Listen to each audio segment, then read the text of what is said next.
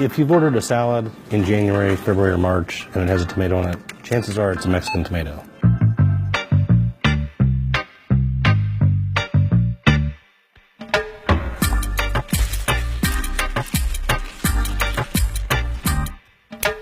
About 80% of our production of tomatoes, grape tomatoes, brown tomatoes, Roma tomatoes, tomatoes on the vine, are exported to the United States and Canada. You know, the consumer wants all the tomatoes the same color. They don't want green and a full red, like this one. We are picking and packing tomatoes today, and we will ship them tonight. Today's Wednesday, they will be in LA on Saturday of this week. So it takes 3 days for our tomatoes to get into the customer's hands. We are part of the American diet.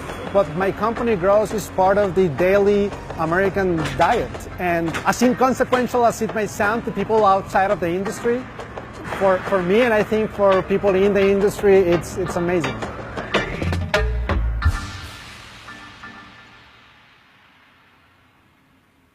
The business of bringing in fruits and vegetables from Mexico is not new, and the United States has relied on this for years and years and years. Here's a Cinco de Mayo celebration where you can see that a parade would go from Nogales, Sonora to Nogales, Arizona. In the 1930s, they had a tomatera fiesta in Nogales, and it was a way for the two Nogaleses to combine and celebrate a shared industry. We're going to build a wall, and Mexico is going to pay for the wall.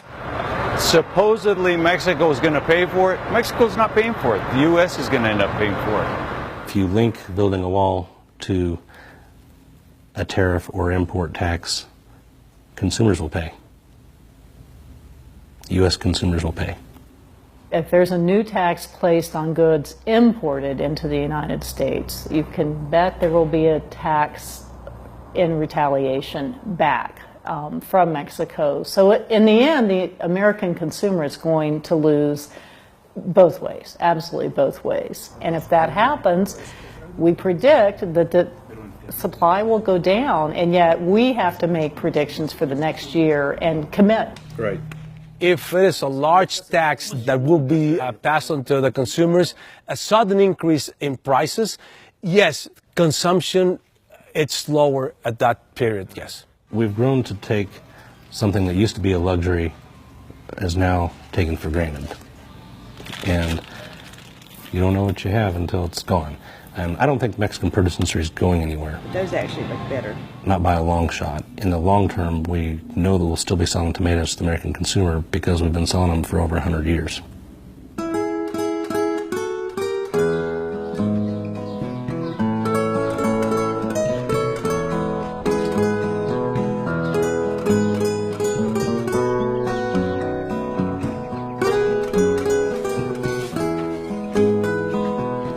We trust in the United States institutions. We trust that at the end, what is going to prevail is common sense.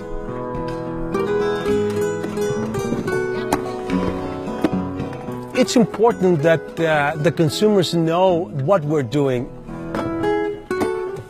For us, farming tomatoes, it's a way of living. Working in a farm, for me, working in this facility, it's also a way of saying that I'm proud of the things that we do, and I'm proud that we are also feeding our family with these tomatoes here. It's healthy taste. For us, eating tomatoes, it's our way of living as well.